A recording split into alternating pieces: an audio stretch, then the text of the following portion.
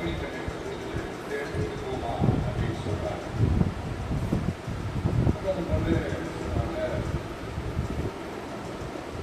ஆனா இது எப்படி நம்ம கிட்ட நான் நிறுத்தி கொடுக்குறது அந்த ஆட்டோக்காரர் சொல்றது வேற யாருக்காவது தேவைப்பட்டு கொடுத்துருமா அப்படின்னு சொல்லிட்டு அவர் போயிட்டார். அந்த கருத்து இப்படி அந்த முறையை எடுத்துக்கிட்டு ஹாஸ்பிட்டல் வாசல் கொடுத்து அந்த வாசல்ல ஒரு பெரிய மழைக்கு பயந்துட்டு கை கட்டிட்டு நின்றுட்டு அந்த கருத்து அந்த குடைய அந்த பெரியவருக்கு ஐயா இது போகையா அப்படின்னு சொல்றாங்க.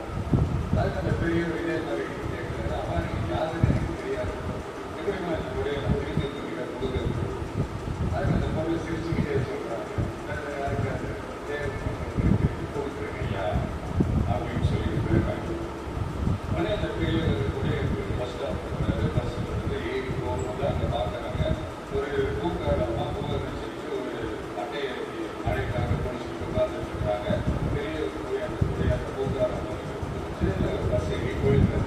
பூக்காரம்மா அந்த குடையை எடுத்துக்கிட்டு வீட்டுக்கிட்ட வரும்போது அவங்க ஒரு ஸ்கூல் படிக்கிற பொண்ணு தேங்கெல்லாம் மாட்டிக்கிட்டு மழையெல்லாம் ஓடி வர்றாங்க.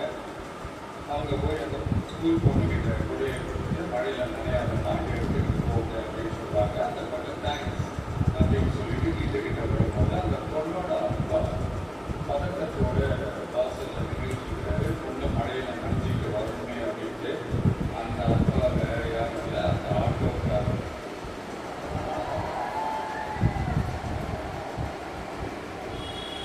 அந்த முறை அவர் கொடுத்த முறை.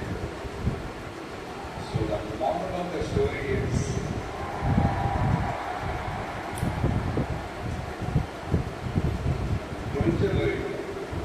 முடிஞ்ச வரைக்கும் எல்லாருக்கும் சின்னதாக நல்லது, சின்ன ஒரு ஹெல்ப் அது செஞ்சு இருந்து பாருங்க. லைஃப் ஒரு மாதிரி ஜாலியாக இன்ட்ரெஸ்டிங்காக இருக்கும்.